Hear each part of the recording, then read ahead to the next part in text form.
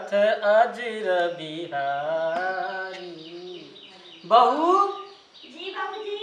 तनिया आई है जी आओ तनी।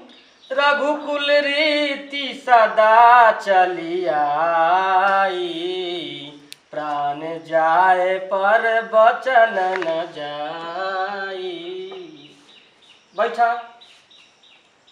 कहानी बोलनी है यही से कि कुछ ज्ञान धर्म के बात करे के बाद कुछ तरह के समझावे के बाद ये बात के समझे के पड़ी। तनी बढ़िया से बैठ जा हैंगे, दोनों हाथ के कर जोड़ ल आ बैठ। जीवन भर तो घर के काम काज करही के बाद, लेकिन वही में समय निकाल के कुछ भगवान के भजन भक्ति करे के पड़ेला।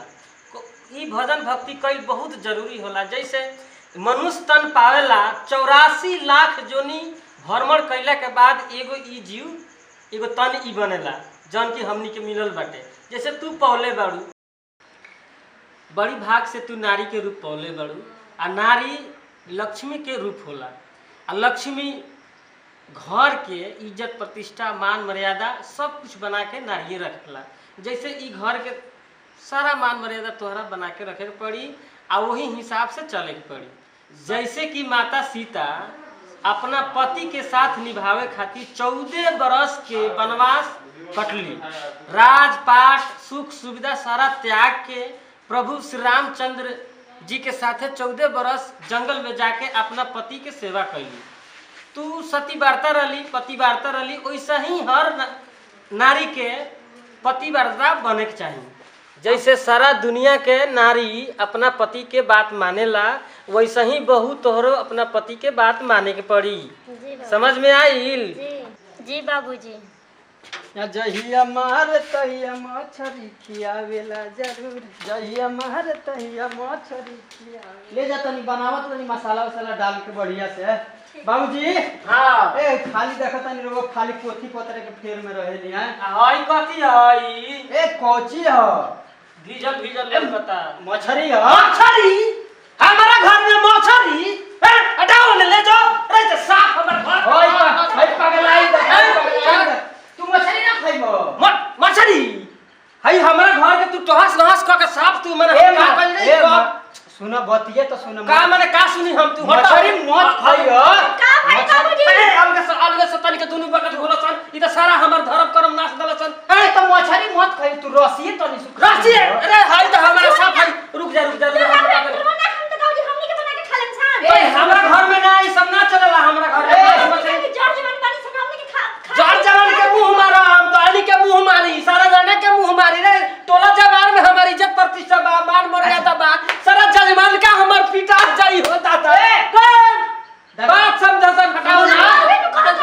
फिर दे हमर छुगत ये छुगल अब ये मछली डाल छोड़ा उधर ले लो। तू पगलाऊ ए कहनी है कि पति जी के बात माने के चाहिए तो का हो लिए तो वो कतनी भेगा। तो पति के बात माने के कहनी है तो ये के मतलब हमरा घर में मुड़ता रही मुड़ा भराई। अच्छा ए बाबूजी ई बताओ पूरा गांव में उपदेश देवत फिरेला। हां हां हां लोग के घरे मछली बनत कि नहीं? लोग के घर अच्छा अपना घरे मछली बनिए जाई हाँ। तो क्यों थोड़ी ना देखे आवता। नइखे केहू देखे आ तो ओसे का तो फिर तो हमार सब तो नाश होता। पीछे कोपचा बनू हाँ। बालकोनी अच्छा। ओइ में बैठ के तनी सुके खा लियो। ना छी छी छी ए मर्द ए हम अच्छा ई बताओ आज में हाथ में नहीं खेला आज ले हम तहार बात मानत आइल बानी। हां मन ले बड़ा पर तू हमार बात मान। ना हम एको दिन बात में ना माने हम हटाओ मछली हमरा घर में का कहनी निकाला सन अभी निकाला सन ना तो बन के दो गोड़ा के मार के निकाल दे। पति के बात माने के चाहिए। सब नारी पति सब आप पति के घर की लक्ष्मी वाला जोन कहेला घर के लोग कहे के चाहिए भल वक्त तक बिगा बिगा ऐसे ना। अरे वो बात ना कहनी होता गांव में बात में तो समझत रे। तू उठा के ले जा बना। धर्म नाश दल चुपा ना हाला क के पूरा गांव में गई बका। एमे चुपला के कौन बात बा? पूरा गांव हाला सुनता। त हाला सुनी ना हमरा घर के कोनी के नाश के धर ए हां भाई काहे चिल्ला तनी हमर देश से दे मत हटो ना हट ए बाबूजी नाश दल सन छी छी छी समझावा ना। ए बाबूजी सुन तो बात पूरा गांव ना हटो दुमु का मारी अब मारे लगे हट ए बाबू ना बन ये समाचार ई बताओ घर में के चीज पूरा गांव सुनइबो।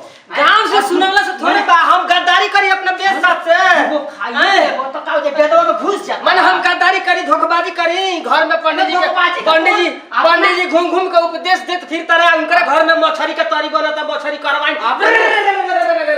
हटाओ हटाओ एक निकलेगा अरे बुझाता कितना पैसा लगेगा इधर ले पहले बात सुना है हां का सुना एक बार मछली बनी ना बनी आ तारा के खियाए ना खाइबो तो मुंह में हुर के खियाम मुंह में होई ए देख हट लड़की हने हटता मछली बनी तू ना खाइबो ना, तू मछली ना खा तारा मुंह में हुर के खिया हमरा क्या ना खा खाता हम ना खाइबो। ए ले जा बना तो ले बना बना के खानी केंगे मछली ये के कोशिश नहीं करवाई से होई करवाई हो जाता अब सारा घर में धुएं ना जाई सब खलनायक बाटे सब डाकू बाटे हमरे घर के ना ज्यादा बोल रे